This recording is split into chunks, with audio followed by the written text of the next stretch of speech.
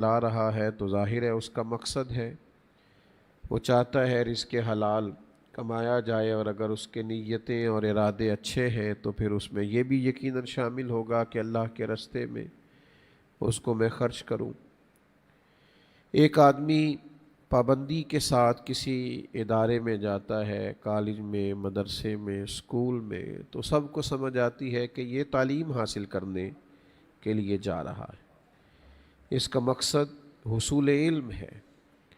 اگر ہم کسی شخص کو دیکھتے ہیں کہ وہ بار بار کسی ہاسپٹل کے خدا نخواستہ چکر لگاتا ہے اور بار بار اس کا کسی ایسی جگہ آنا جانا ہے جہاں اطباء اور ڈاکٹر موجود ہوتے ہیں، تو ہمیں سمجھ آتی ہے کہ یہ آدمی بیمار ہے اور علاج کی غرض سے جا رہا ہے۔ تو ہر شخص کا کوئی نہ کوئی مقصد ہوتا ہے، اس مقصد کے حصول کے لیے لوگ جد و جہد کرتے ہیں۔ بندہ مومن کا بھی ایک مقصد ہوتا ہے، صاحب ایمان مسلمان کا بھی مقصد حیات ہوتا ہے۔ قرآن مجید فرقان حمید نے صحابہ کرام علیہم رضوان کے بارے میں ارشاد فرمایا کہ تراہم رکعا سجدا یبتغون فضلا من اللہ ورضوانا۔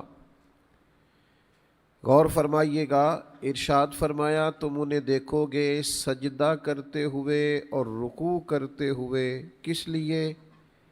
یبتغون فضلا من اللہ ورضوانا، وہ اللہ کا فضل تلاش کرتے ہیں اور اللہ کی رضا تلاش کرتے ہیں۔ ان کا مقصد یہ ہے کہ اللہ تعالیٰ راضی ہو جائے، اس کا فضل نصیب ہو جائے، اس کے لیے وہ سجدے کرتے ہیں، رکوع کرتے ہیں، عبادات کرتے ہیں، خیرات کرتے ہیں، صدقات کرتے ہیں، صحابہ جہاد کرتے ہیں۔ مکہ سے انہیں ہجرت کرنی پڑی تو انہوں نے ہجرت کر کے مدینہ منورہ میں قیام پذیر ہو گئے۔ مقصود یہ ہے کہ اللہ راضی ہو جائے، اللہ کا فضل نصیب ہو جائے۔ زندگی میں بہت سارے مقاصد انسان کو فرحت دینے لگتے ہیں، خوشی دینے لگتے ہیں، دل کو ٹھنڈا کرنے لگتے ہیں۔ ایک آدمی بڑی محنت سے اپنے بچے کو پڑھاتا ہے، اس کا مقصد یہ تھا کہ بچہ کامیاب ہو جائے۔ پھر ایک دن آتا ہے کہ اس کے والد کو اسکول کالج میں ادارے میں بلا کر کے کہا جاتا ہے کہ آپ کے بچے نے میڈل حاصل کیا ہے، پہلی پوزیشن حاصل کی ہے۔ والد خوش ہو جاتا ہے، اس کو بہت ساری تھکاوٹیں دور ہوتی دکھائی دیتی ہیں، وہ محسوس کرتا ہے میں آج کامیاب ہو گیا، اس لیے کہ جو میرا مقصد تھا وہ مقصد میرا حل ہوا، میں نے کچھ حاصل کر لیا، میں نے کچھ پا لیا۔ عزیز دوستو، بندہ مومن بھی عمر بھر جتنے بھی اعمال کرتا ہے، وہ مسجد کی حاضری دیتا ہے، اللہ کے گھر میں حاضر ہوتا ہے، تلاوت قرآن مجید کرتا ہے، ذکر و اذکار میں وقت گزارتا ہے، اپنا محنت سے کمایا ہوا مال اللہ کے راستے میں خرچ کرتا ہے، اپنی اولاد کو دین کے راستے پہ لگاتا ہے، ہجرت کرنی پڑتی ہے تو ہجرت کرتا ہے، اسے اگر جہاد کرنا پڑتا ہے تو وہ جہاد کرتا ہے، جد و جہد کرتا ہے، یہاں تک کہ جان دینی پڑتی ہے تو لوگ اللہ کے راستے میں شہادت قبول کر لیتے ہیں، لیکن مقصد یہ ہوتا ہے کہ میرا مالک مجھ سے راضی ہو جائے، میرا اللہ مجھ سے راضی ہو جائے۔ یہ جب یہ مقصد پورا ہونے لگتا ہے نا تو یہ بھی دل کو بڑا ہی ٹھنڈا کرتا ہے، یہ بھی بڑی فرحت انسان کو عطا کرتا ہے کہ میرا اللہ مجھ سے راضی ہو گیا ہے۔ بہت سارے کام ہیں جن سے اللہ تعالیٰ بندے سے بڑا ہی راضی ہوتا ہے، اللہ تعالیٰ اپنے بندے پر بڑا ہی فضل نازل کرتا ہے، ان میں سے ایک کام عبادت کرنا ہے، نفل عبادت کرنا ہے، رات کو اٹھنا ہے، تہجد کے لیے مصلی بچھانا، نوافل ادا کرنا۔ آج بہت سارے لوگ ہیں جو لوگوں کو یہ مشورہ دیتے ہیں کہ بھائی فرض نماز ادا کریں، ضروری نماز پڑھیں، بس کافی ہے، اسلام نے یہی فرض کیا ہے۔ خدا کے بندو، آپ کو پتہ ہے نفل پڑھنے سے ملتا کیا ہے؟ آپ کو پتہ ہے کہ جب انسان اللہ کے حضور اپنا سر سجدے میں رکھتا ہے تو اس پر اللہ کا انعام کتنا ہوتا ہے؟ جب وہ فرائض سے ہٹ کر نوافل ادا کرتا ہے رمضان المبارک کی تاک راتوں میں جب وہ اللہ کے حضور حاضر ہوتا ہے، یا علاوہ رمضان کے بھی جب وہ خواہش کرتا ہے کہ مجھے موقع ملے اور میں سجدہ ریز ہو جاؤں اپنے رب کریم کے حضور، پتہ ہے اسے کیا ملتا ہے؟ یہ بخاری مسلم میں حدیث موجود ہے، نبی کریم علیہ السلام نے فرمایا، رب فرماتا ہے میرا بندہ نفل پڑھ پڑھ کے اتنا میرے قریب ہو جاتا ہے، اتنا میرے قریب ہو جاتا ہے کہ میں اس کے ہاتھ بن جاتا ہوں، میں اس کی آنکھیں بن جاتا ہوں، میں اس کے کان بن جاتا ہوں۔ یعنی اس نے نفل پڑھ پڑھ کے اپنے رب کو اتنا راضی کر لیا، اس نے سجدے کر کر کے، عبادتیں کر کر کے، نوافل ادا کر کر کے، اپنی پیشانی اس کے حضور جھکا جھکا کے۔ حدیث پاک میں فرمایا جو بندہ رات کو نفل پڑھتا ہے نا، صبح اس کا چہرہ حسین لگتا ہے، اس کا چہرہ بتاتا ہے یہ رات جھکا تھا اپنے رب کے حضور، یہ جھکا تھا اپنے مالک کے حضور، اسے قرب الہی ملتا ہے، اللہ تبارک و تعالیٰ کی خاص رحمت اسے نہ۔ کیا کہا تھا کسی شاعر نے، اس نے اللہ کے حضور دعا کی تھی، اس نے کہا مالک لوگ کچھ کا کچھ مانگتے ہیں، میں تجھ سے سجدے کی توفیق مانگتا ہوں، میں تجھ سے سجدے کا درد مانگتا ہوں، میں یہ مانگتا ہوں کہ میری پیشانی کو سوز عطا کر، میرے سجدے کو نور عطا کر، میری عبادت کو کیف عطا کر، سرور عطا کر۔ وہ اللہ کی بارگاہ میں عرض کرتا ہے مجھے سوز دے، مجھے ساز دے، مجھے نیم شب کا نیاز دے۔ مالک میرا دل کرتا ہے جب آدھی رات ہو تو میں تیری بارگاہ میں نیاز پیش کروں، میں دعائیں مانگوں، میں تیرے حضور عرض کروں، ہاتھ پھیلاؤں، مجھے سوز دے، مجھے ساز دے، مجھے نیم شب کا نیاز دے، دم سجدہ خود کو میں توڑ دوں، مجھے ایسا ذوق نماز دے۔ اے اللہ مجھے وہ کیف عطا کر، مجھے وہ سرور دے۔ سجدہ کرنے سے اللہ تبارک و تعالیٰ کی رضا نصیب ہوتی۔ پھر یہ سجدے اتنے قیمتی ہو جاتے ہیں، یہ اتنے قیمتی ہو جاتے ہیں کہ نبی کریم علیہ السلام کی بڑی معروف حدیث ہے نا، حضرت ربیعہ بن کعب رضی اللہ تعالیٰ عنہ سے حضور نے فرمایا مانگو کیا مانگتے ہو؟ بڑے سیانے تھے، بڑے سمجھدار تھے، بڑے حضور کی بارگاہ میں رہ رہ کے بڑی دانائی انہوں نے حاصل کی تھی۔ عرض کی حضور جنت میں وہ والا گھر چاہیے جس کے پڑوسی آپ ہو۔ حضور مجھے جنت میں آپ کے پڑوس والا گھر چاہیے۔ اس موقع پر پتہ حضور نے کیا فرمایا تھا؟ فرمایا پھر کثرت سجود کے ساتھ آنا، پھر کثرت سجود کے ساتھ معاون بننا، یعنی پھر سجدے زیادہ کرنا۔ تم سجدے زیادہ کرنا دنیا میں، اللہ تعالیٰ تمہیں وہ گھر عطا کرے گا جس کے پڑوسی مدینے والے محبوب ہوں۔ تو یہ کچھ تھوڑا تھوڑا نوافل کا اہتمام، کچھ وقت نکال کے ایک ٹائم ایسا جس میں انسان مصلی کو ٹائم دے، دعا کو ٹائم دے۔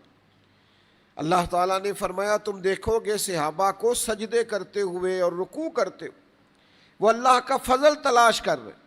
تو نفل نماز کے ساتھ اپنے آپ کو مزین کرے، نفلی عبادت کا ذوق بنائے، اور کچھ نہ کچھ نماز گھر کے اندر ضرور پڑھے، نفلی، کچھ مسجد میں پڑھے، کچھ گھر میں پڑھے۔ آپ کو پتہ ہے حضور سید عالم صلی اللہ تعالیٰ علیہ وسلم کے کاشانہ نور کا، حضور کے حجرہ مبارکہ کا دروازہ ہی مسجد میں کھلتا تھا، لیکن سیدہ عائشہ صدیقہ فرماتی ہیں پھر بھی کچھ نماز حضور گھر میں ادا فرماتے۔ یہ کچھ اس سے نا گھر منور ہوتا ہے، اس سے گھر روشن ہوتا ہے۔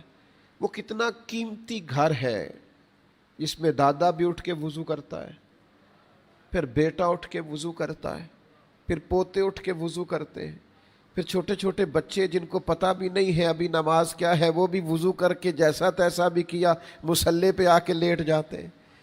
تو یہ جو راتیں ہیں نا، یہ بالخصوص یہ آخری تاک راتیں، یہ عبادت کی راتیں، نبی کریم صلی اللہ تعالیٰ علیہ وآلہ وسلم خود بھی بیدار ہوتے اور امہات المومنین کو بھی ارشاد فرماتے اٹھو یہ اللہ کو راضی کرنے کے ایام، ان راتوں میں اپنا وقت مصلی کو دیں، سجدے کو دیں، دعا کو دیں، استغفار کو دیں، اللہ کے حضور حاضری پیش کریں۔ یہ جو اعتکاف 10 دن سرکار نے فرمایا تو اس کی وجہ بھی حضور نے یہ بیان کی کہ ہم لیلۃ القدر کی تلاش میں، اس خاص فضل اور انعام کی تلاش میں ہے جو اللہ کی رضا کے ساتھ بندہ مومن کو حاصل ہوتا ہے۔ میرے بھائی، اپنا وقت مصلی کو دیں، اس سے اللہ بہت راضی ہوتا ہے۔ وقت لگائیں۔ وہ جب یہ جنگ ہو رہی تھی نا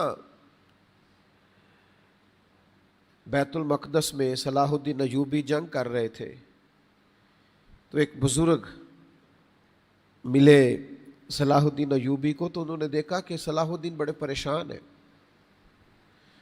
تو کہا کہ آپ بڑے پریشان ہیں، خیریت تو ہے؟ کہا کہ پہلے ہی مسلمانوں کے پاس اسلحہ کم تھا، اور اب سنا ہے کہ عیسائیوں کا ایک بحری بیڑا اسلحہ لے کر پورا آ رہا ہے۔ تو بزرگ کہنے لگے دعا کریں، میں بھی اللہ کے حضور دعا کرتا ہوں۔ صلاح الدین ایوبی رات بھر سجدے میں رہے، یا اللہ مسلمانوں کی مدد فرما۔ اور یہ اب جنگ کی ساری حکمت عملی بھی طے کریں گے، جو اس وقت کے اسباب ہوں گے وہ سارے جمع کریں گے، جدید اسلحے سے لیس ہوں گے، لیکن حضور نے ایک ادا ہمیں اور بھی سکھائی ہے، یعنی نبی کریم علیہ السلام نے بدر کی رات صفیں بھی درست کرائی تھیں، صحابہ کو ان کے مقام پر کھڑا بھی کیا تھا، جنگی حکمت عملی بھی سکھائی تھی، سب کام اپنی جگہ پہ کر کے پھر رات بھر محبوب نے اپنا سر سجدے میں رکھے رکھا، پھر حضور نے مصلی آباد کیا، پھر دعائیں کی، اے اللہ یہ 313 اگر آج شہید کر دیے گئے تو عبادت کون کرے گا قیامت؟ یہ سنت ہے کہ آپ سارے اسباب اکٹھے کریں، لیکن پھر اس کے حضور جھک جائیں، پھر اس کو منائیں، پھر اس کے حضور عرض کریں۔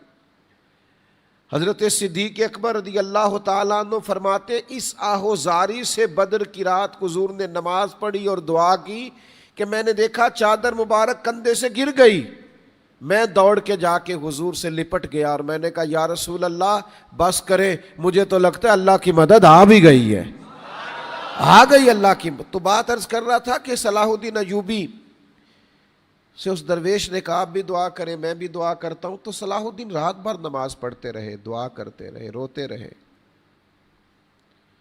صبح خبر ان بزرگوں سے ملاقات ہوئی دوبارہ، تو صلاح الدین مسکرا رہے تھے۔ درویش فرمانے لگے کیا ہوا؟ کہنے لگے حضرت مبارک ہو، پتہ چلا ہے وہ بحری بیڑا تو سمندر میں غرق ہو گیا، پہنچ نہیں سکا، اسلحہ آیا ہی نہیں۔ پتہ کیا کہا بزرگوں نے؟ کہنے لگے وہ سمندر میں غرق نہیں ہوا، وہ جو تو نماز پڑھ کے رب کی بارگاہ میں روتا رہا ہے نا، وہ تیرے آنسوؤں میں غرق ہو گیا ہے، وہ غرق ہو گیا۔ لوگ کہتے ہیں آپ دعا کر رہے ہیں، خالی دعا سے کیا ہوتا ہے؟ بھئی اسباب بھی جمع کریں، لیکن دعا مومن کا ہتھیار ہے، دعا سے انقلاب آ جاتا ہے، اللہ تبارک و تعالی کرم فرما دیتا ہے، کایا پلٹ جاتی ہے۔ تو بھائی بہت بڑا ذریعہ ہے اللہ کو راضی کرنے کا، مصلی کو آباد کرنا۔ کچھ وقت تنہائی کا ہو، اس میں انسان اکیلا موجود ہو اور وہ اپنے رب کے حضور عرض کر رہا ہو، اس سے اللہ کی رضا نصیب ہوتی ہے۔ دوسرا ایک بڑا اہم کام ہے جس سے اللہ تعالیٰ بڑا راضی ہوتا ہے، وہ ہے اللہ کے راستے میں خرچ کرنا، اور اللہ کی رضا پانے کے لیے خرچ کرنا۔ اس میں کوئی نام و نمود، کوئی دکھلاوا، کوئی تصنع نہ ہو، کوئی بناوٹ نہ ہو، کوئی تختیاں لگانے کا شوق نہ ہو۔ مجھے امید ہے کہ آپ موبائل سے زیادہ میری بات پر توجہ کر رہے ہیں، امید ہے مجھے، ایسا ہی ہے نا جی؟ ماشاءاللہ، خالص محض اللہ کی رضا کے لیے خرچ کرنا، اور یہ سبھی کو کرنا چاہیے۔ یہ نبی پاک علیہ السلام نے فرمایا دوزخ سے بچ جاؤ چاہے کھجور کا ایک ٹکڑا صدقہ کر کے بچ جاؤ۔ اس کے لیے بہت امیر ہونا شرط نہیں، اس کے لیے اپنے دل کے اندر جذبہ رکھنا کہ اللہ کے راستے میں خرچ کروں، یہ شرط ہے۔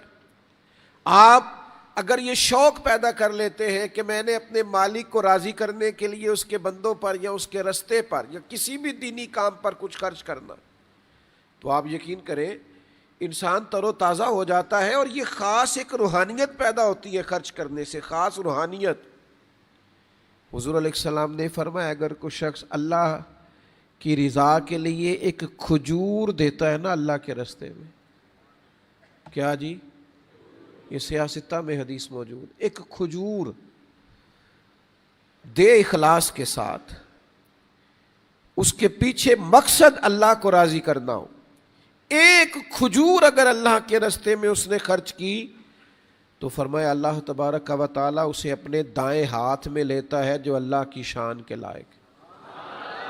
فرمایا پھر اللہ تعالیٰ اس کی نشو و نما کرتا ہے، اسے اتنا بڑھا دیتا ہے کہ ایک کھجور پہاڑ کی مانند ہو جاتی ہے۔ تو رضائے الہی کے لیے دیکھیں حضور نے یہاں سے ہمیں سخاوت کرنے کا حکم ارشاد فرمایا، فرمایا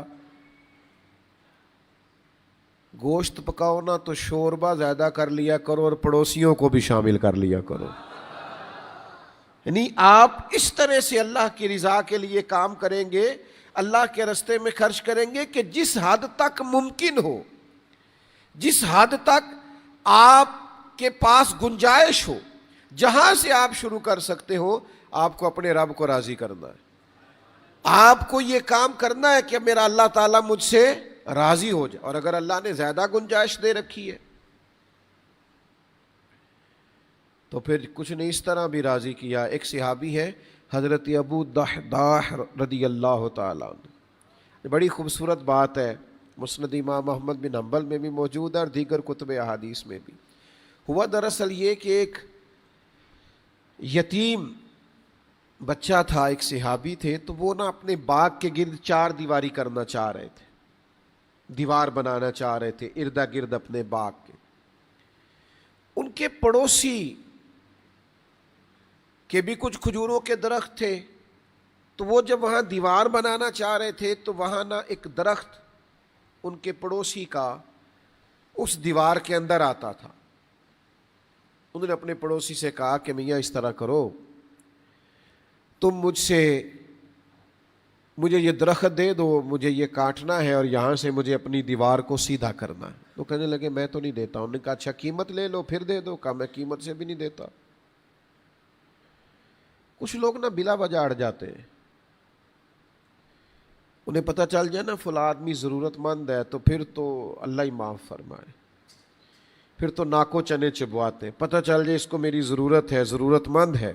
بلکہ ہماری سوسائٹی میں تو اس طرح بھی ہوتا ہے، معاشرے میں، کہ کسی کو پتہ چل گیا کہ یہ آدمی مجبور ہے، مکان بیچ رہا ہے یا کوئی پلاٹ بیچ رہا ہے، اگر پتہ چل گیا مجبور ہے تو پھر تو اس کی قیمت ہی گر جاتی۔ یہ رویے اہل ایمان کے نہیں ہیں، مومن کی یہ شان نہیں ہے۔ انہوں نے کہا میاں تم مجھے دے دو، کہا نہیں دیتا، کہا قیمت لے لو، کہا پھر بھی نہیں دیتا۔ قربان جائیں، صحابہ کو پتہ تھا کہ جب مشکل حال نہ ہو تو کہاں جانا ہے، وہ سیدھے دروازہ رسول پہ حاضر ہو گئے۔ نبی رحمت نور مجسم شفیع معظم صلی اللہ تعالی علیہ وسلم کی عالی مرتبت بارگاہ میں حاضری دی، عرض کی حضور میرا یہ مسئلہ ہے، میں نے ان سے کہا ہے کہ آپ پیسے لے لیں دے دے، وہ نہیں دیتے۔ نبی کریم علیہ السلام نے بلایا، حضور نے فرمایا بھئی وہ درخت آتا ہے بیچارے کا، اس کی مجبوری ہے، اس کو چار دیواری کرنی ہے، تو تم اس طرح کرو کہ وہ چھوڑ دو درخت۔ کہنے لگا میں تو نہیں چھوڑتا، معاذ اللہ، کم نصیبی دیکھیے۔ حضور فرما رہے قیمت لے لو، کہنے لگا نہیں، کرم بالائے کرم۔ حضور فرمانے لگے تم وہ درخت چھوڑ دو، میں تمہیں جنت کے درخت کی بشارت دیتا ہوں، اور درخت ایسا کہ جس میں 100 سال تک گھوڑا دوڑتا رہے تو اس کی چھاؤں مکمل نہیں ہوگی۔ لیکن یہ بات نصیب کی ہے، یہ بات کچھ لوگوں کے بالکل نیکی قریب آ جاتی ہے لیکن بڑے کم نصیب ہوتے ہیں۔ رضا ملنے لگتی ہے، دروازے تک کرم آ جاتا ہے لیکن دروازہ بند کیے رہتے ہیں۔ بڑے بڑے موقع ملتے ہیں زندگی میں خیر جمع کرنے، نہیں کر پاتے، کمزور پڑ جاتے، بڑی بڑی سعادتیں ان کو نصیب ہوتی ہیں پر بیچارے فائدہ نہیں اٹھا پاتے۔ کریم نے فرمایا میں جنت کے درخت کی بشارت دیتا ہوں، لیکن بڑے کم نصیب آدمی تھا، کہنے لگا میں یہ نہیں کرتا۔ یہ بات سن لی حضرت ابو دحداح رضی اللہ تعالیٰ عنہ، وہ چپکے سے نا حضور کی بارگاہ میں گئے، گویا نصیب چمکے ہیں، گویا مقدر سنورنے لگا ہے، حضور کی بارگاہ میں گئے، کہنے لگے یا رسول اللہ صلی اللہ علیہ وسلم، اگر وہ درخت میں خرید کے دے دوں تو آفر میرے لیے بھی ہے، جنت کا درخت مجھے بھی ملے گا؟ کہا مل جائے گا، کرم ہو جائے گا۔ وہ اس شخص کے پاس گئے، کہنے لگے میرے باغ کے بارے میں تمہیں معلومات ہے؟ ادھر دیکھنا نوجوانوں میری طرف، کہا تمہیں میرے باغ کے بارے میں معلومات ہے؟ اس شخص سے جس سے حضور درخت لینا چاہ رہے تھے۔ اس دھرتی نے اس طرح کے نور بھرے رویے بھی دیکھے ہیں، اس طرح کے سندل اور کستوری سے بنے ہوئے لوگ بھی دیکھے ہیں، اس دھرتی نے حضور سے پیار کرنے والے اور غلامی کا رنگ پیش کرنے والے کچھ اس طرح کے دیوانے بھی دیکھے ہیں۔ عرض کرنے ارشاد فرمانے لگے میرے باغ کے بارے میں جانتے ہو؟ کہا بتائیے۔ فرمایا میرے باغ میں کھجوروں کا 600 درخت ہے، اور اس کے اندر میرا گھر بھی ہے، اور محل نما گھر میں نے بنا رکھا ہے، اور اس میں 2 میٹھے پانی کے کنویں بھی ہے۔ اگر وہ میں سارے تمہیں دے دوں تو تم وہ درخت دے دو گے جو میرے نبی نے ارشاد فرمایا ہے؟ وہ درخت تم وہ چاہیے، بس ہمیں حضور کو راضی کرنا ہے، بس مدینے والے کی رضا مطلوب ہے، بس تجھے پانا ہے، کسی طریقے سے بھی حاصل کرنا ہے۔ نبی کریم علیہ السلام نے ارشاد فرما دیا وہ درخت لے کے دینا ہے تو کسی قیمت پر بھی ملے، ہمیں وہ قیمت ادا کرنی ہے۔ ہمیں ہر صورت اس رنگ سے مانا کہ محبت کے سفر میں ہر گام پہ 100 مشکل ہے، لیکن یہ سفر آسان بھی ہے اگر ساتھ تمہارا ہو جائے۔ اگر حضور کی رضا ملے تو پھر ہر مشکل سے گزر جائیں گے، پھر ہر رستہ آسانی سے طے ہو جائے گا۔ وہ کسی نے کہا تھا کہ اعظم بلا سے اپنی وہ ہستی ہی کیوں نہ ہو، جو چیز اس کی راہ میں حائل ہو پھونک دو، جلا دیں گے سب کچھ لیکن وہ رضا حاصل کریں گے۔ ان سے جب کہا نا تو یہ جو دنیا دار ہوتے ہیں ان کے رنگ بڑے عجیب ہوتے ہیں، ان سے جب کہا نا کہ وہ میرا 600 باغ کا درخت اور محل نما گھر اور 2 میٹھے پانی کے کنویں، تو کہنے لگے آپ مذاق تو نہیں کر رہے؟ چونکہ الٹی ہی چال چلتے ہیں دیوان گانے عشق، اور آنکھوں کو بند کرتے ہیں دیدار کے لیے۔ لوگوں کو سمجھ تو نہیں نہ آتی ان چیزوں کی کہ بھئی یہ کیا بات ہوئی، اتنا مہنگا سودا دے کے اور ایک درخت کا حصول۔ کہنے لگے مذاق تو نہیں کر رہے؟ فرمایا گویا آپ اس رستے کے مسافر نہیں، آپ کو سمجھ نہیں آئے گی، میں بالکل مذاق نہیں کر رہا۔ آپ قبول کریں اور وہ درخت دے دیں جو میرے نبی کو پسند آیا ہے، اس لیے کہ ہمیں ہر حال میں حضور کو راضی کرنا ہے۔ رنگے چمن پسند نہ پھولوں کی بو پسند، ہم کو ہے وہ پسند جسے آئے تو پسند۔ محبوب کو راضی کرنا ہے، وہ جیسے بھی راضی ہو، اللہ رسول کو راضی کرنا، قربان جائے۔ انہوں نے کہا ٹھیک ہے میں وہ درخت دے دیتا ہوں، آپ وہ میرے نام کر دیں۔ حضرت ابو دحداح رضی اللہ تعالیٰ عنہ اپنے باغ میں گئے اور باہر کھڑے ہو کے اپنی بیوی کو آواز دی، کہنے لگے نیک بخت باہر آ جا، میں نے باغ بیچ دیا ہے۔ تو بیوی بچوں کو لے کے باہر آئی، کہنے لگی آپ بہت بہترین تاجر ہیں، آپ گھاٹے کا سودا کم بھی کرتے ہیں، جو بھی کیا ہوگا قیمتی کیا ہوگا، آپ نے جو کیا ہوگا بہت بڑا ہی کیا ہوگا، میں شروع سے جانتی ہوں آپ بڑے سمجھدار تاجر ہیں۔ کہنے لگے میں نے نا اسے دے کے تو حضور کی گویا رضا پائی ہے، وہ درخت حاصل کیا ہے جو جنت میں ہے۔ اب وہ درخت، وہ باغ اسے دے کے ایک درخت کا سودا کر کے حضور کی بارگاہ میں آئے، کہا یا رسول اللہ صلی اللہ علیہ وسلم مجھے وہ جنت والا درخت ملے گا نا؟ حضور فرمانے لگے ایک نہیں ملے گا، تمہیں تو اتنے ملیں گے کہ گنے نہیں جا سکیں گے، اتنے ملیں گے میرے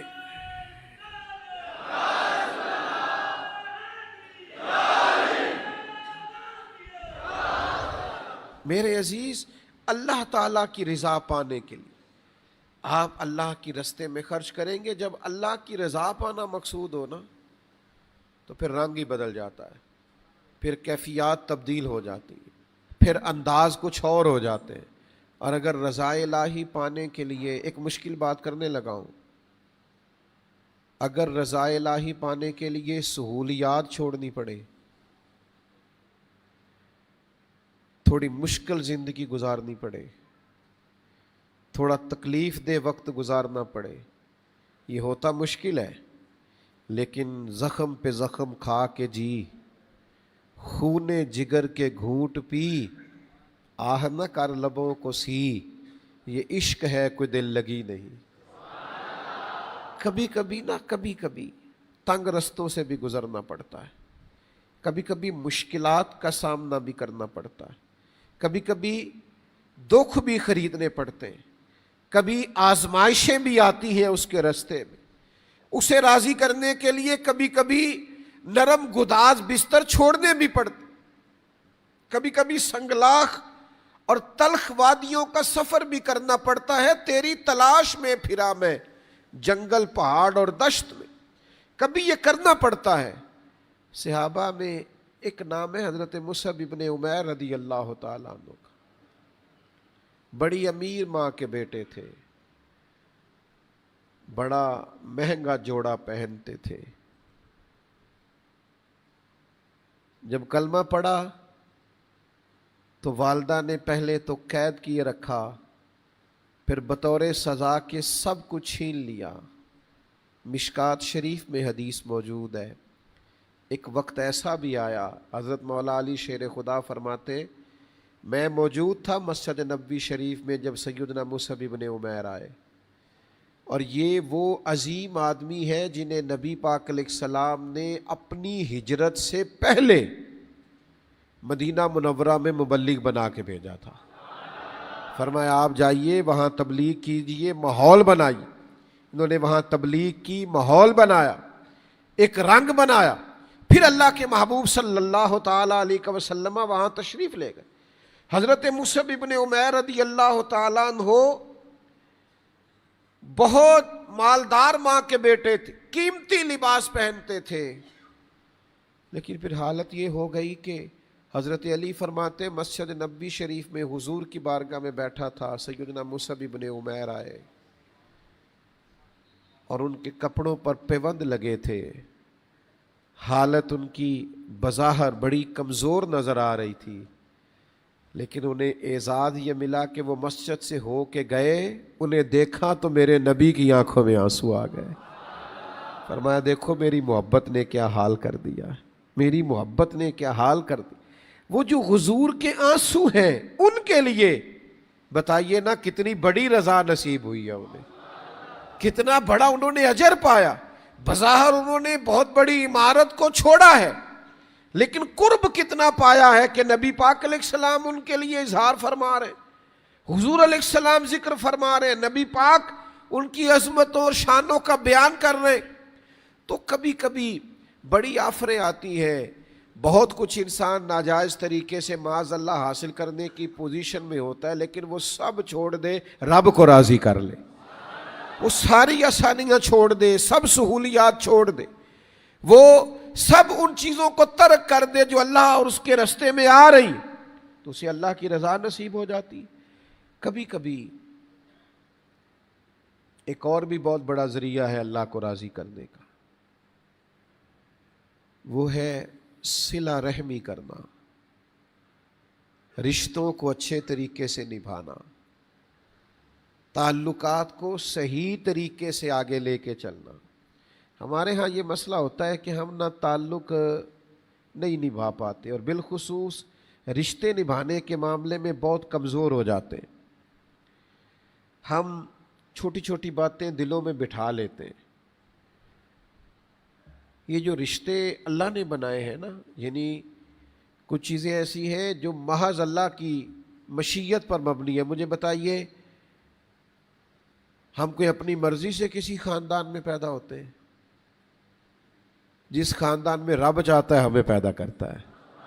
تو جو چچا اللہ نے میرے لیے بنایا ہے مجھے بھی پسند کرنا چاہیے. جو ماموں اللہ نے میرے لیے بنائے ہیں وہ مجھے بھی پسند ہونے چاہیے. جو رشتے اللہ نے ہمارے بنائے ہم ان رشتوں کو توڑتے اور لوگ نئے نئے رشتے بناتے، صلہ رحمی نہیں کرتے. صلہ رحمی کرنے سے اللہ رسول راضی ہوتے. بلکہ ترغیب و ترہیب میں تو حدیث ہے، نبی پاک علیہ السلام نے ایک دفعہ فرمایا کہ جو رشتے توڑنے والا میری محفل سے اٹھ کے چلا جائے. فرمایا جہاں رشتے توڑنے والے لوگ موجود ہو وہاں اللہ کی رحمت کا نزول نہیں ہوتا. دو چیزیں ایسی ہیں جو سب کی طلب ہے، سب کی خواہش ہے. کچھ زبان سے کہہ دیتے ہیں، کچھ نہیں کہتے، لیکن خواہش سارے رکھتے ہیں، طلب سارے رکھتے ہیں. دو چیزیں ایسی ہیں جن کی ہر انسان اپنے دل میں خواہش اور طلب رکھتا ہے. وہ یہ ہے کہ میری عمر بھی لمبی ہو جائے اور میرے رزق میں بھی وسعت ہو. رکھتے ہیں نا سارے لوگ اس کی. کچھ زبان سے کہتے ہیں اور کچھ کہتے ہیں نہیں ہے، پر یہ ہوتی ہے. حضور علیہ السلام نے نسخہ ارشاد فرمایا، فرمایا جو چاہتا ہے نا عمر لمبی ہو، رزق میں برکت ہو، وہ اپنے رشتہ داروں سے اچھا سلوک کرے. پہلے آپ سارے راضی تھے، اب میں نے آخر میں مشکل کام بتایا نا. پہلے آپ سارے خوش تھے، عمر بھی لمبی ہونی چاہیے، رزق میں بھی برکت. اب کام ذرا مشکل بتایا، رشتہ داروں سے اچھا سلوک کرے. ہے مشکل کام. ظاہر ہے کہ خاندان کے اندر اختلافات ہوتے ہیں، شدتیں بعض اوقات ہوتی ہیں، بعض اوقات مسائل ہوتے ہیں، لیکن رمضان کا مہینہ ہے، طاق راتیں ہیں، معافی لینے کے دن ہے. اس طرح نہ کریں کہ ہم اللہ سے معافی لینے سے پہلے لوگوں کو معافی دے دیں. اللہ بڑا راضی ہوتا ہے رشتہ داروں سے اچھا سلوک کرنے سے. نبی کریم صلی اللہ تعالی علیہ وسلم رشتے نبھانے کی بات ارشاد فرماتے. یہ ایک بہت بڑا ذریعہ ہے، بہت بڑا ذریعہ ہے اللہ تبارک و تعالی اور اس کے محبوب علیہ السلام کو راضی کرنے کا، کہ رشتوں کو نبھایا جائے اچھے طریقے سے، رشتوں کو، تعلقات کو پروان چڑھایا جائے. یہ بڑا ضروری ہے، اس سے اچھا معاشرہ مرتب ہوتا ہے. میری طبیعت میں بڑا ذوق ہے، اگر آپ بھی اس طرح تھوڑا ذوق دکھائیں تو چند باتیں میں اور آپ کی خدمت میں عرض کروں. ویسے میں مختصر تقریر کا ہی قائل ہوں، تھوڑی بات کرنا میری خواہش ہوتی ہے کہ ایک ہی آنسو میں کہہ دیا جائے غم دل، طوفان بھیجا لانے سے بھی ہے چشم فائدہ، دو اشک ہی کافی ہیں اگر اثر کریں تو. پر دو ایک باتیں میرے ذہن میں مچل رہی ہیں، میرا دل کرتا ہے میں آپ سے کہہ دوں. حضور نہ تعلقات نبھانے اور تعلقات کو آگے لے کے جانے میں نا بڑی توجہ دلاتے. کنز الاموال میں ایک روایت ہے، سیدہ عائشہ صدیقہ رضی اللہ تعالی عنہ فرماتی ہیں، ایک دفعہ نا ایک عمر رسیدہ خاتون آئی تھی دوپہر کے وقت حضور سے ملنے. وہ وقت حضور کے آرام کا تھا. بالعموم نبی کریم علیہ السلام اس موقع پر آرام فرما ہوتے تو صحابہ نہیں آیا کرتے تھے. وہ خاتون آئی، لیکن ان کا آنا بھی انوکھا تھا اور حضور کا پیار کرنا بھی بڑا انفرادی تھا. فرماتے ان کی آواز سن کے محبوب اٹھ کے بیٹھ گئے. حضور نے ان کے ساتھ بڑی محبت، بڑی گفتگو فرمائی. اللہ کرے میں آپ کو بات سمجھا سکوں. پھر وہ جانے لگی تو حضور نے تحائف بھی دیے. مہمان پہلے بھی آتے تھے، لیکن سیدہ رضی اللہ تعالی عنہ فرماتی ہیں ان کے ساتھ حضور کا انداز ذرا نرالا تھا. جب وہ کیفیت دیکھی نا، وہ خاتون چلی گئی تو میں عرض گزار ہوئی، یا رسول اللہ صلی اللہ علیہ وسلم، مہمان تو پہلے بھی آتے لیکن ان کے ساتھ آپ کا رویہ بڑا انفرادی دیکھا، بڑا کمال دیکھا. حضور یہ خاتون کون تھی؟ یہ قابل احترام شانوں والی عورت کون تھی؟ قربان جائے. محبوب فرمانے لگے، عائشہ یہ میری پہلی زوجہ سیدہ خدیجہ کی سہیلی تھی. فرمایا جب ہم مکے میں رہا کرتے تھے یہ آتی تھی، ختیجہ ان کے ساتھ محبت فرماتی تھی، انہیں تحائف دیتی تھی، ان کے ساتھ پیار کرتی تھی۔ فرمایا آج جب یہ آئی ہے تو وہ پرانی یادیں ساری تازہ ہو گئی۔ فرمایا میں نے ان کے ساتھ وہی سلوک کرنے کی کوشش کی ہے جو جناب ختیجہ کیا کرتی تھی۔ فرمایا آج میں نے وہی ان کے ساتھ حسن سلوک کا رویہ رکھا ہے جو اس زمانے میں جناب ختیجہ رکھتی تھی۔ پھر محبوب نے فرمایا تعلق اچھے طریقے سے نبھانا یہ بھی ایمان کا حصہ ہے، یہ بھی اللہ رسول کی رضا کا ایک ذریعہ ہے۔ ہم بڑے تیزی سے تعلقات لگاتے ہیں پر نبھاتے نہیں ہے۔ یہ بات بھی اپنی جگہ پہ درست ہے کہ جب تعلق لگتا ہے، کچھ وقت آگے بڑھتا ہے تو انسان ہے، ہم انسانوں میں کمیاں ہوتی ہیں، وہ کمزوریاں نظر آنے لگتی ہیں، لیکن سامنے والے میں ہی کمزوریاں نہیں ہوتی، ہمارے اندر بھی ہوتی ہیں۔ ہم سامنے دیکھتے رہتے ہیں، اپنی طرف دیکھتے ہی نہیں۔ تو بھائی یہاں بھی کمزوریاں ہیں، وہاں بھی کمزوریاں ہیں، اچھے اور بہترین طریقے سے تعلقات کو نبھایا جائے، خوبصورت طریقے کے ساتھ تعلقات کو آگے لے کے جایا جائے تو اللہ بڑا راضی ہوتا ہے۔ اور پھر جن لوگوں میں یہ جذبہ پیدا ہو جاتا ہے نا کہ ہم نے اللہ کو راضی کرنا ہے، ان سے بھی اللہ بڑا راضی ہوتا ہے۔ ایک حدیث ہے ترمذی شریف میں، یہ آپ نے لکھ لینی ہے اور یاد رکھنی ہے، کر لیں گے انشاءاللہ تعالی، یہ آپ نے بھول نہیں لئی، خاص توجہ کیجئے گا۔ نبی کریم علیہ السلام نے فرمایا جو بندہ اللہ تعالیٰ کو راضی کرنے کی کوشش کرے گا اور بندوں کی پرواہ نہیں نہ کرے گا، اللہ تعالیٰ اسے بندوں سے بے نیاز کر دے گا، یعنی لوگوں کی اسے ضرورت نہیں رہے گی۔ جو اللہ کو راضی کرنے کی کوشش کرے اور لوگوں کی اس میں ناراضگی کی پرواہ نہ کرے، اور فرمایا جو بندوں کو راضی کرتا رہے گا اور رب کی ناراضگی کی پرواہ نہیں نہ کرے گا، معاذ اللہ، فرمایا اللہ تعالیٰ اسے بندوں کے حوالے کر دے گا، پھر لوگ جو چاہیں اس کے ساتھ سلوک کریں۔ اس نے پرواہ ہی نہیں کی، اسے بس بندے راضی چاہیے تھے۔ ہر وقت سیاست کرتا رہا کہ میں گڈ بک میں آ جاؤں، اچھا آدمی بن جاؤں، سبھی مجھے اچھا کہیں۔ بھئی اگر کچھ لوگ محض اس لیے ناراض ہو جائیں کہ ہم اللہ کو راضی کر رہے ہیں اور معاذ اللہ ان کی پالیسی کچھ اور ہے، تو پھر بندوں کی پرواہ نہیں کرنی، اپنے رب کی پرواہ کرنی۔ اور اللہ راضی ہو جائے نا تو بندوں کے دلوں میں محبت پیدا کر دیا کرتا ہے۔ لہٰذا اللہ کو راضی کرنے کی صحیح کریں، اللہ کو، اور یہ اپنے دل کے ساتھ فیصلہ کریں، اپنے ساتھ یہ تصور کریں کہ ہم نے اپنے رب کو راضی کرنا، اس کے لیے جد و جہد کریں، کوشش کریں۔ جب آپ کی نیت ہوگی، ارادہ ہوگا تو اللہ تعالیٰ اسباب بھی پیدا فرمائے گا۔ ایک بڑا خوبصورت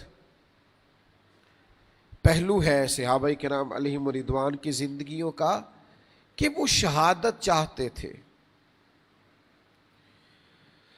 اللہ کے راستے میں جان ہی دینا چاہتے تھے۔ کیوں؟ اس لیے کہ رب راضی ہو جائے۔ یہ جان جو ہے نا، اس کے ہم مالک نہیں، اس کے اللہ رسول مالک ہے، اس لیے مرضی سے مرے تو خودکشی حرام ہے، اور رب رسول کے راستے میں مر جائے تو شہادت کی زندگی ہے۔ ہم چونکہ مالک نہیں تو اس جان کو اللہ کی رضا کے لیے خرچ کرنا چاہیے، اللہ کی رضا کے لیے اسے صرف کرنا چاہیے، کوشش کرنی چاہیے کہ اللہ تبارک و تعالیٰ کی رضا میں یہ جان لگ جائے۔ ویسے بھی تو وقت ضائع ہو ہی جاتا ہے، ویسے بھی تو صلاحیتیں ضائع ہو ہی جاتی ہیں، ویسے بھی تو بال سفید ہو ہی جاتے ہیں، ویسے بھی تو انسان پر بڑھاپا آ ہی جاتا ہے، لیکن اگر اللہ کی رضا میں آ جائے تو، اگر اللہ کو راضی کرتے ہوئے وقت لگ جائے تو، ان لوگوں نے یبتغون فضلا من اللہ ورضوانا، اللہ کو راضی کرنے کی طلب میں زندگیاں لگا دی، ڈھونڈتے رہے کہ ہمارا رب ہم سے راضی ہو جائے، اس کے لیے وہ شہادت چاہتے تھے۔ احد کی رات تھی نا، جب صبح جنگ ہونی تھی، تو دو صحابہ بیٹھ کے دعا مانگ رہے تھے رضی اللہ تعالیٰ عنہما، حضرت عبداللہ بن جہش رضی اللہ تعالیٰ عنہ اور حضرت سعد بن ابی وقاص رضی اللہ تعالیٰ۔ حضرت عبداللہ فرمانے لگے کہ اے سعد بن ابی وقاص پہلے آپ دعا کیجئے، میں آمین کہتا ہوں، پھر میں دعا کروں گا، آپ آمین کہیے گا۔ تو حضرت سعد بن ابی وقاص نے دعا کی، کہا اے اللہ جب صبح ہونا تو ایک مضبوط کافر کے ساتھ میدان جنگ میں میرا مقابلہ ہو، وہ مجھ سے لڑے میں اس سے لڑوں، وہ میرے اوپر حملہ کرے میں اس کے اوپر حملہ کروں، اے اللہ پھر ایسا وقت آئے کہ میں اسے گرا دوں، پھر میں اسے قتل کروں، دین کے اس دشمن کو مار ڈالوں،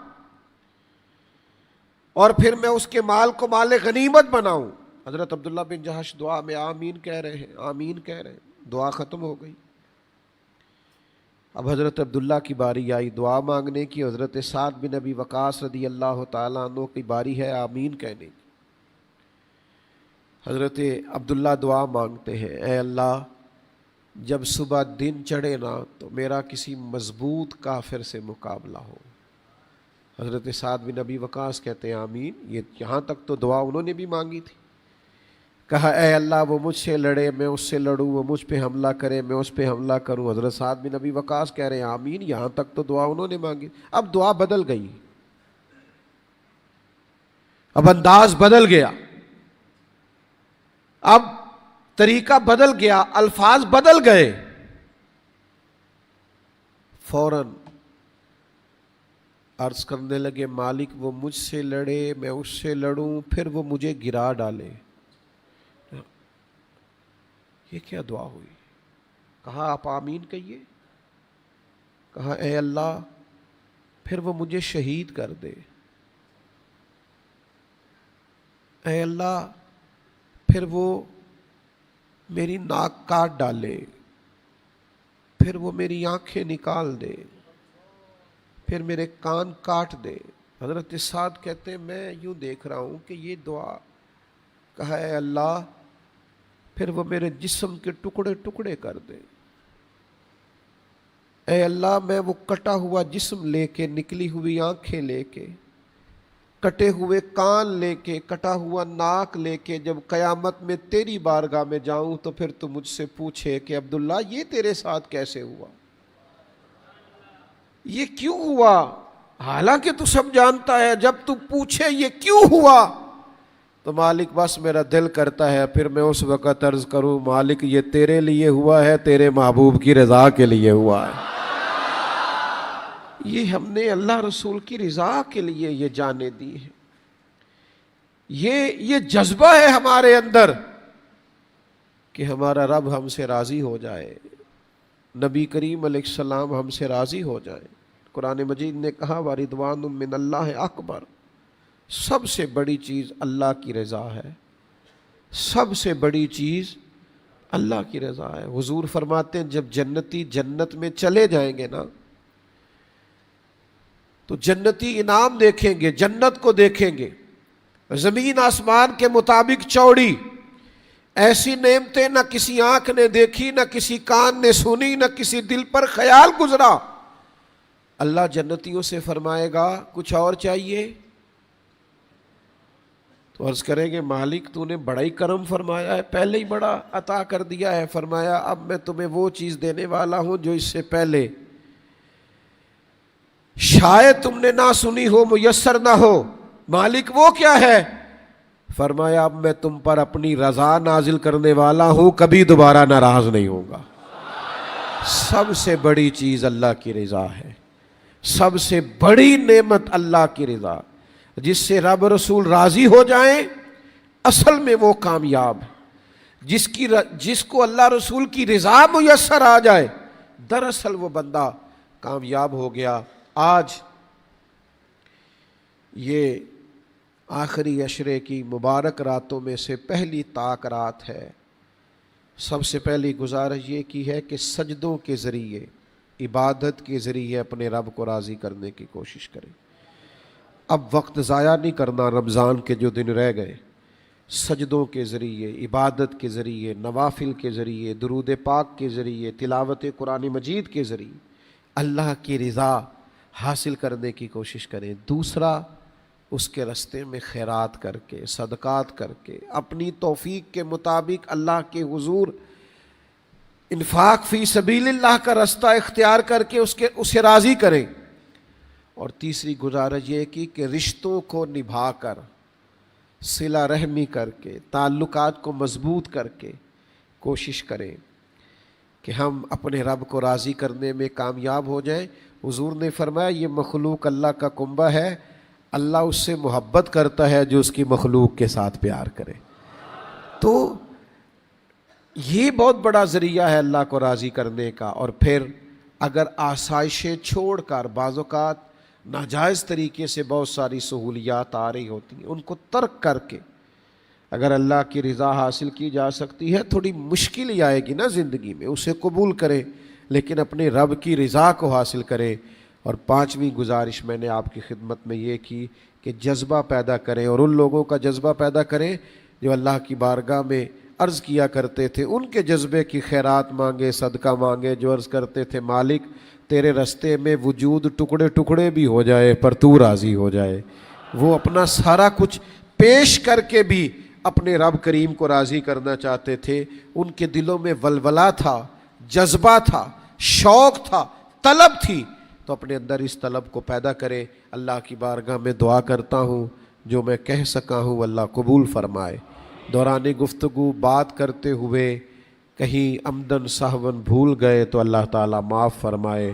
اللہ تعالیٰ ہمارے حق میں رحمت والے فیصلے فرمائے۔ اللہم صلی علی سیدنا و مولانا محمد معدن الجود والکرم وآلہ وصحبہ وبارک وسلم۔ بیٹھ جائیں جی، سارے دوست بیٹھ جائیں۔ ربنا آتنا فی الدنیا حسنۃ وفی الآخرۃ حسنۃ وقنا عذاب النار۔ اللہ تعالیٰ بڑی برکتوں والی، رحمتوں والی، کرم نوازی والی، عطاؤں والی، بخشش والی رات ہے۔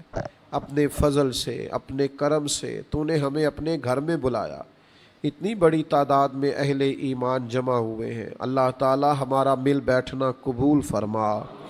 اللہ اس کی برکت سے ہمارے گناہوں کو معاف فرما، ہمارے گناہوں کو معاف فرما، ہماری غلطیوں سے درگزر فرما، ہماری خطاؤں سے درگزر فرما۔ اللہ تعالیٰ جو غلطیاں بھول کے ہوئی ہیں وہ بھی معاف فرما، جو جان بوجھ کے ہوئی ہیں وہ بھی معاف فرما۔ اللہ جو ہمیں یاد ہے وہ بھی معاف فرما، جو کر کے غلطیاں ہم بھول گئے ہیں وہ بھی معاف فرما۔ کریم اللہ ہم درگزر والے ہیں، ہم سے درگزر فرما، ہم کمزور ہیں، ہم سے درگزر فرما۔ اللہ تعالی ہم تیرے عاجز بندے ہیں، ہم سے درگزر فرما، ہماری خطاؤں کو معاف فرما دے، ہمارے حال پہ رحمت کی نظر فرما دے۔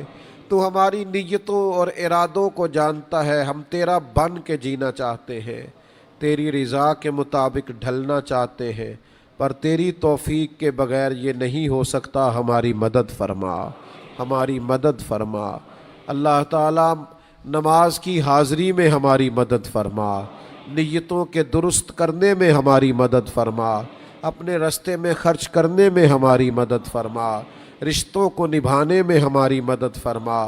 اللہ کریم امت جگہ جگہ پہ پریشان ہے، ہماری سوچوں کے قبلے درست فرما دے، نیتیں اور ارادے درست فرما دے۔